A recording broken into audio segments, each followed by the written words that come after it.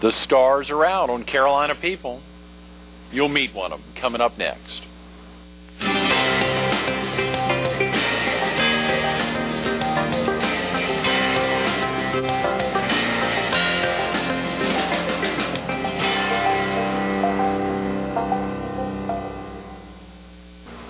Good morning. Welcome to Carolina People. This morning we're on the stage of the Alabama Theater in North Myrtle Beach. We're visiting with one of its performers, Gail Bliss. Good morning, Gail. Good morning. Thanks so much for getting in this morning. Thank you for having me. What an honor. It is so exciting to think about all the activities here at the Alabama Theater. Tomorrow, actually, Greg Rolls, the MC, is going to be with us. And he had talked about trying to get up here for a long time to get in. He said no one better than Gail to get on other than that's me. a nice compliment. He's a swell guy. We're proud to have him as our MC here. He has said some great things, and I think he said you got a big, recently got from the Christian Country Music Association, got a big award last year. Yes, I did. I was quite honored to find out that a song that I had written was given the distinction of, actually me as a songwriter, was awarded the Songwriting Award at the big national convention last year in Nashville. I think that was in October.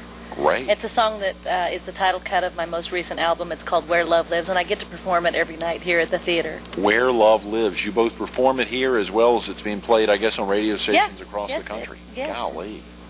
And it's the Christian Country Music Association? That's right. They've been around a good while. I mean, I don't know the actual history of that organization, how many years they've been around, but it is a really hugely growing genre of Christian music. Country music is, even in the mainstream, is starting to lean towards the positive and the Christian side. More and more artists are including a positive or gospel-oriented song on their projects, which has really helped this organization begin to thrive. Oh, yeah. And was very honored to win this award. How long have you been at the Alabama Theater, Gail? This is my third season, my second full season, but 3 years. Are you originally from the area? No, I'm a native of Oregon. So Oregon. I'm displaced. Where is that? Yeah, I know, the wrong coast here. Actually, it's everything about it is right. Actually, I'm having a great time here. It's so fun to see the different cultures. I love the Low Country. I'm learning so much about South Carolina, and my heritage is South Carolinian. Is that right? Pinckney. Probably folks around here will know that last name. Charles Coatsworth Pinckney from Charleston. I had no idea how prominent a family that was. Yeah. But I'm in that lineage, and I've always wanted to come here. Hadn't the Alabama Theater hired me, I don't know that I'd ever have made it. But I'm enjoying both coasts. I do miss my family out west. Yeah, yeah. You still have family in Oregon. Oregon and California, Northern California. Have they gotten out to see you perform? Yes, thank goodness they have. My sister hasn't. I have one sibling. She has not made it out yet. But my mom has come on several occasions, and my dad made it for the first time last year with his wife, and that was really fun to have them come. He's not seen me sing much at all, and so it was really a surprise.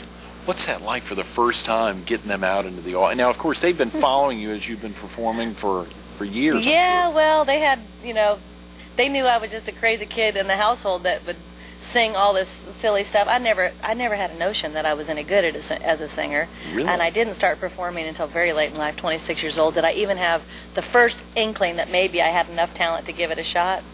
So they just knew that I could hum a tune in the household, but never, there was never any aspiration of becoming a singer or anything. So I think for them to sit in my audience now, it's just, and they came from a situation, a small community in Oregon where, most people aspired to do very normal things. Maybe, my mom was in the nursing profession, my dad was in the plywood industry, and they always just thought I would probably stay around town and marry a farmer and, run a restaurant or something. Is that so right? This is a far stretch. My life has been very interesting, and I'm just happy that they've been able to come out and see what I do. Sure. Oftentimes, I guess there's that family encouragement to get involved, or some inkling. Not so much in my particular situation with music. Right. In fact, maybe even the opposite. My dad was a very talented singer, is a very talented singer and musician, and I spent most of my childhood. People ask how'd you get started? Well, how I got started was just singing with my dad and my sister. Harmonies came very naturally. We would sit around Dad's guitar and hum out tunes, and harmonies were easy for me. And my dad, being such a great lead singer, he would always leave my sister and I to sing harmonies. So whenever we would jump onto a harmony, he'd be like, no, that's my line. So maybe that was almost considered being discouraged. But he taught us a lot of great old songs and taught us we emulated his style, my sister and I, which is very smooth. And in fact, Lawrence Welk was interested in hiring my dad at one time. You're kidding. Well, he got some good interest in some demo tapes that he had sent out to both Nashville and to Lawrence Welk. But he gave up a career in music to raise his kids in the country. I'm very thankful for that. Wow. But encouragement, my mom was always the one that said, "Kid, you can do anything you set your sights on.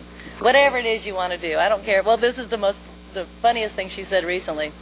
She says, "I love you, and I'm proud of you no matter what it is you're doing." Because I'll call her with something, guess what happened, blah, blah, blah. And she says to me, "Honey, I don't care if you'd be pushing snails across the road with your snoot. I'd still love you and be proud of you." And I'm like, "Did you say snoot?" Good for her. She's just always been a great encourager, as has my dad, in a more silent way. But I think his prodding me along to be good at whatever I did has helped in the long run. Did your sister get into performing? You said y'all were both singing along. Yeah, she did, and my dad as well, but in a small town way, never professionally. Yeah. And the small town is what? Is it? Grants Pass, Oregon. Grants Pass. Southern Oregon, on the Rogue River. I grew up fishing and hunting and racing motorcycles and total tomboy. You didn't have a choice out there. golly, Gail. Age 26, what was the first opportunity to get on stage? Or was it on stage, or was it in a recording booth? Where was it? It was on my wedding day. Oh, great, yeah. My dad was singing with the band that we hired for the reception. Right. And, the party was going along as was just a great time. And he said, "Hey, Gail, why don't you come up here and sing a song for the people?" And I just became petrified. I'm like, "Oh, my gosh, what will I possibly sing?" This was your wedding? My wedding. Yeah. My wedding. Thankfully, I hadn't drank a drop or anything. I was ready to go, but I didn't know what I was going to do. I didn't even know if I knew the words all the way through to a single song. Wow. And but I got up there, and I think I sang with my dad the Kansas City Blues and an old Don Gibson song called "Oh Lonesome Me." Really appropriate for your wedding day. Oh. But I just had a great time. I had no fear. I had worked as a public speaker for years at that point. Oh, really? So I was very comfortable being in front of people, and I've always been a ham to a certain extent. So when he asked me to come up there and sing, I got a little nervous at first, but then I just thought, well, hey, I'm just going to have fun. Yeah. But that was the first time ever that my peers got to hear me sing. I didn't know I was any good, and hadn't they all come up and said, "What are you doing with a degree in agriculture? You need to be a singer." And I'm like, "Yeah, right. Rich people get to do that, or kids of famous people, or people from the city, not just me, little old lowly me." So but they planted a seed, and it didn't take long. My husband encouraged me at that time, and it was about 6 months later I just started talking up a big story. I was living in Los Angeles, and when people would ask me what I did for a living, I'd say, "Oh, I'm a professional singer and sax player." And I was lying. Essentially, I was just telling them what my dream was. Right. Yeah. And with maybe not the best way to go about it, but wouldn't you know, I talked up a big enough story. I got myself my first gig in Los Angeles. I was singing backup and playing sax in a Louisiana R&B band down there in the heart of Los Angeles. No and way. It all started from there, started snowballing from there. Wow. And you said your husband was supporting at that. I mean, it was really... Yeah, right. He was 10 years older than me and had a really dream career himself, and had gone through that time in his life, I'm sure, where he thought, what is it that I really want to do? Not Right. just what am I going to do to make a living, what do I really want to do? And so he, being older and wiser, was very encouraging of me at that time, and I really credit so much to him for finding this career, finding my passion. Mm-hmm. Unfortunately, 5 years into my marriage, it was a scenario came up pretty much that was music or me. Mm-hmm. And I, at that time of my life, wasn't able to stay out of music, so that Yeah. won. And grass is always greener. I've learned a lot since then, but I will always be thankful to him and indebted to him for encouraging me that way. That's great. And he gave me a great stage name. Yes, absolutely. So, Bliss was his. Yeah, that was his name. Bliss was his last Still name. is his name, by Yeah, the way. yeah. That's hilarious. That's hilarious. Do you get a rush before you go on stage, or when you're on stage, or what's that like do. for you now? Sometimes when you do a show like I'm doing now, where we do the same thing essentially, night in and night out, the rush is not as big as it would be as if I'm doing the Gail Bliss concert in a brand new city or something. Right. But I do every night get pumped up for it and excited. And the minute the audience responds, you know, it's just an entertainer. It's hard to define why we do what we do, but the audience has so much to do with that. And more and more as I grow older and hopefully a little wiser, I start to realize how blessed I've been to be given this voice and realize that it is such an honor to be able to share it with people and get paid for doing that, and to work in such a nice place where people are so nice and they treat us well. So it's just, I'm very thankful every time I hit the stage, and it's just so much fun. That must be. Now, when you're looking out into the audience, are you obviously the lights are shining on you? Are you able to see out into the audience, or just the front row? No. I mean, there's 2,000 seats in here. I mean, yeah, I actually can't see past about my nose. I wear glasses, and I do not wear contacts. Right. So, as I am now, I can actually see you a little.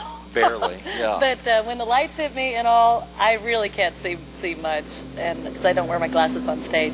The lights, I tried that once back in the old days when I was first starting, and I was playing sax and reading charts, and I realized my glasses were slowly falling off my nose because of the heat, and I couldn't read my charts. It was a disaster, so I learned not to do that again. So I feel the people out there. Yeah, well, that's probably, that could be good then. I can see that there's bodies out there, but it's hard for me to pick out people. But it's, you know, you've got big crowds, and you hear them, and you love them. That is hilarious. You know, oftentimes you think about that connecting with the audience, and so you are the absolutely not connecting, other than just feeling them and experiencing them. Yeah, and sometimes people will say, hey, I'm coming out to see the show that night, so you know you have somebody particular you might be performing for, or little, you know, special moments within the context of the show. So I wish I could see better, but I just can't. Now, do you perform, obviously, Alabama Theater is the big push. Are you perform to present your songs, or to get them out, and are you performing concerts on your own? Yes, I do. My work on my own has changed over the years. There were times that I was in bands, and we would tour and travel. And then I went out and became a part of the theatrical world and toured with big theater shows. And slowly found myself back into doing my own gigs as the Gail Bliss Show, and would tour with that and hire bands and all over the United States and Canada. And then there's, of course, this kind of context where you are in a production show. But currently, because the schedule here is so demanding, 6 nights a week, for me it's about 10 months of work. I do a lot of concerts on the weekends, more and more so with churches. That's a passion of my heart, is to share my music in that context. Also, in the winter, I don't do the Christmas show here, so I'm able to go and tour again then, whether it be with my own Gail Bliss show or with a theatrical production I've been involved with for many years now called The Closer Walk with Patsy Cline. I star as Patsy in that show. You're kidding? And great. No, that's been a real fun run, and I actually produce and direct the show as well now, and hire my band out of Nashville. The co-star comes out of Branson, Missouri, and get to do that quite a bit in the winter. And now, where are most of those performances held? In different cities? Or? Yeah, in recent years, when I'm not touring, you know, with one-nighters, gosh, when I was doing the big tours, the bus and truck tours, we would hit a different city every night for 6 months on end, you know, all over the country. But predominantly now, I do a lot of work down in Florida, Jacksonville, Florida, at a dinner theater there with a producer that has really been encouraging of me to get into directing and producing myself. So I go back there once a year, usually to the Alhambra Dinner Theater in Jacksonville, Florida. And the Alabama Theater here is going to have me do the Patsy Cline show again.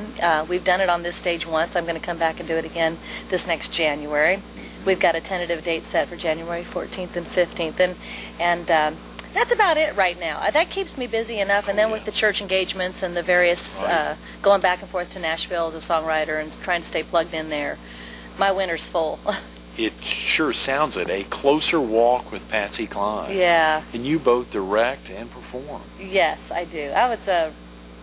This gentleman found me about 1994 singing in a honky-tonk in Maryland, which is, you know, Patsy's backyard. She was born and raised in the Virginia area, Winchester, Virginia, in fact. And I played a lot of the same places that she had played. In fact, I had played with some of the musicians that had backed her up, but it had never occurred to me that I could sound like her. But somebody spotted that, and that led to an audition. They had looked at over 600 girls to portray Patsy when they saw me. 600? Yes, for this regionally touring show. It was the first time this show was getting an opportunity to come into the United States, and it had come from Canada. And I landed the role, and boy, I was out there working many, many dates for $325 a week. I remember thinking, woo, this is a big time.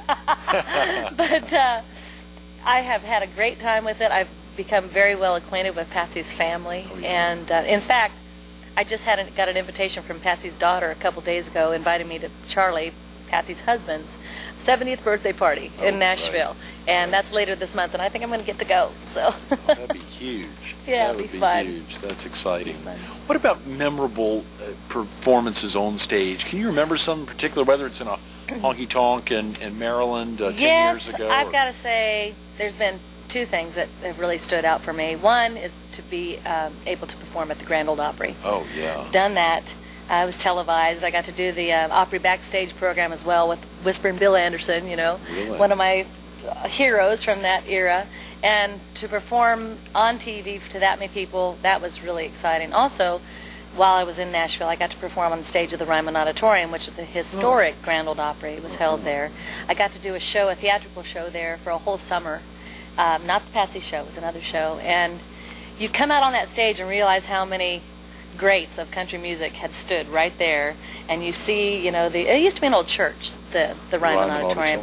And it is just the most amazing feeling to stand on that stage and perform.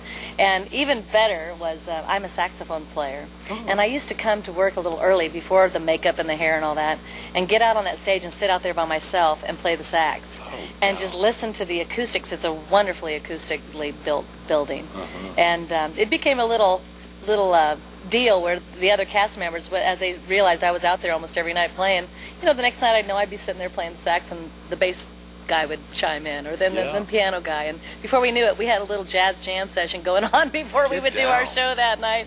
So the time spent in Nashville, I had some wonderful times there. I got to work with some of my heroes, both in the capacity as a singer and also music event planner. I worked for Chet Atkins while I was there. It's just an incredible time. Other than that, the first time I got to perform in a professional atmosphere on the road with the tour bus and the whole 9 yards was not far from my hometown in Oregon at a wonderful occasion called the Brit Festival, an outdoor venue, a beautiful amphitheater, lights and the whole 9 yards. And I'll never forget, I had been performing that show at this point, the Patsy show, for maybe 4 months, and it was always an indoor venue where we had control over the lighting and such. Well, this was our first road gig. It was an outdoor venue, and it started like at 8 o'clock, and so the first set was in the light, in the daylight. You didn't have the benefits of the darkness and such. And I had become very accustomed to not being able to see anything out there but that spotlight in my eyes. So the first time I walked out on stage in that setting, and here, I don't know why I could see so well that night, maybe because the sunlight was up. I saw every childhood friend I'd ever had. My first grade teacher was in the audience, my parents. This was like, one of my first opportunities to really sing in such a big place in a big way, and I never had my knees knocked so hard in my life. Oh my God, but that was a memorable time too. I have got so many. I've been so blessed. National anthem in the what is it called? The Sky Dome in Toronto. I got to do the Canadian and U.S. national anthems for a big professional baseball game, and just various things like that. Just so much fun. Oftentimes it's so good to be away from family and friends. I mean, not to perform for people to perform for people you've never met before, because you're bringing them into your home. Yeah, well, it's certainly my favorite part of the entertaining is to get to see, not so much from the stage, but I'd come out and shake hands every night with the people, and to get to know who's coming to see you, and the fact that you've built a fan base, whether you realize it or not. People have been following your career, whether it be on the internet or following you around from venue to venue, and it's just, that's my favorite part, is to get to connect with people in that way. And you say on the internet, do most performers have websites of their own? I think it's becoming more and more prevalent. It's becoming such a way of commerce, and for the artists at my level, without a major record deal, it's really one way that you can keep a career going and enhance your career. It's hard to get a major record label deal anymore. They're few and far between, and but you can have a very successful career short of that, and the internet can help that. Great. So I'm one of them that's learning and getting established on the net. Great. Good. And if you had any words of wisdom for, let's say, someone who's 25 who's never sung professionally is tuning in this morning, what would be what are some words of wisdom for them? Don't give up. Always believe in yourself. There's going to be more times than not that you're the only one that does believe in yourself. It's hard to get that pat on the back because you're doing something that not too many people get the opportunity to do. And you really have to persevere and set your sights high and just be ready to go for it. Whatever that takes. For me, it was talking up a big story in Los Angeles. That's how I started. And one thing led to the other. And I shook hands with every single musician and songwriter and entertainer and creative person that I could possibly find. And networking helps a lot. But hone in on your craft. Decide who you are as an artist. Don't try to necessarily copy someone else. And learn an instrument. That would be helpful so that you can communicate with the musicians that you'll be dealing with from time to time, and just persevere and be ready for a long road of hard knocks too. And learn an instrument. That's vital. And when did you pick up the sax? Did that predated your singing? Yes. Right. Let's see. I think I was 8 years old, and I became intrigued with the saxophone because my sister had played it. She's 8 years older than me, but also my mother had played the sax in high school bands. You know. Not professionally ever, but just in the marching band or what have you. So when I first started playing the sax, I think it was bigger than I was. And I remember toting that thing to the bus stop every day and, you know, dragging it along. But I don't think I'm definitely not as natural horn player as I am a singer. But it's always helped to learn a little bit of that music theory, to read some music.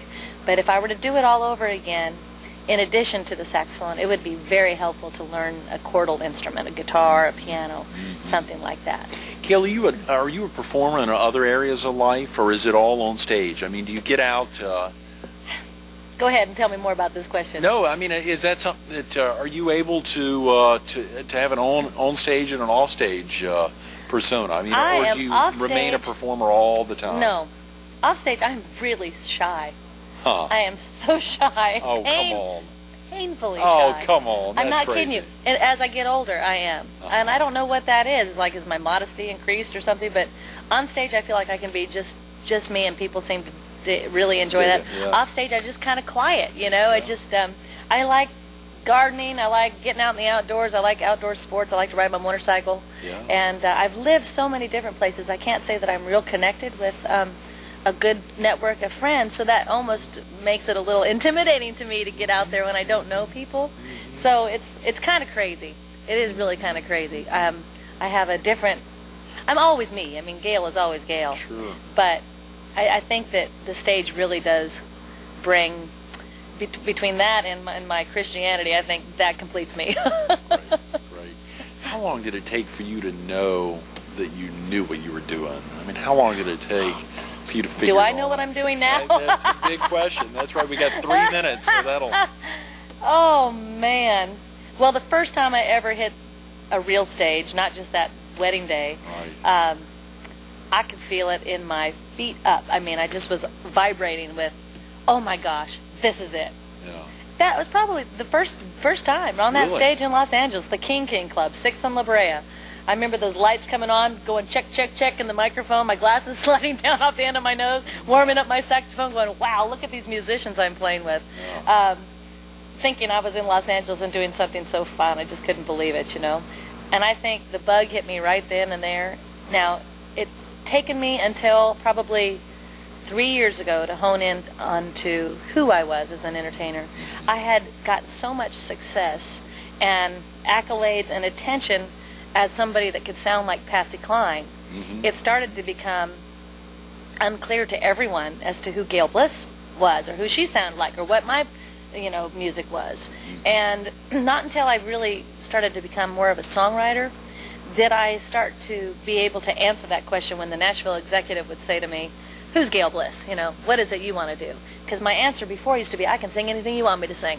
I can sing pop. I can sing, I won't sing hip hop, but I can sing, old country, new country. I can sing it all. You just point me in the direction. They didn't like that answer. They wanted to know musically, creatively, from a marketing standpoint, who exactly are you? And I think that I'm forever going to be somebody that's in process, And I like it that way because that, to me, is, I've been gifted in a lot of areas and I have a lot of interests, so I can't put myself in a box. But when I did start writing songs not long ago, I really realized that this album that I was putting together at that time was not only a gospel album or a Christian album, positive message type situation, but it was really honing in on bluegrass, acoustic, rootsy music like that, and a look started to come with it. I realized what the look was going to be, and I could see myself on stage performing that music, and I finally could answer that question a little more clearly. And that's it. It's a process. That's great. Lastly, Gail, who do you think's been the biggest inspiration for you, whether it's musically or personally, in your life that's impacted what you're doing today? The biggest inspiration, I'd say the biggest inspiration to me, or impact, just my mom.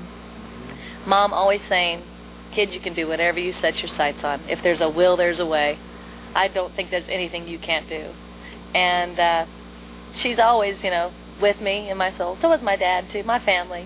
But I just always, as far as musically, look towards the biggest and the best, Aretha Franklin, Ella Fitzgerald, Patsy Cline for women, and try to learn and do the best I can as a performer. But my mom has got to be the driving force in my decisions to really do anything. I always know that whatever I decide to do, it's just fine. That's right. Gail, thanks so much for being with us Oh, this you're morning. welcome. Thank you. Definitely. Stay tuned to more Carolina People with Gail Bliss coming up next.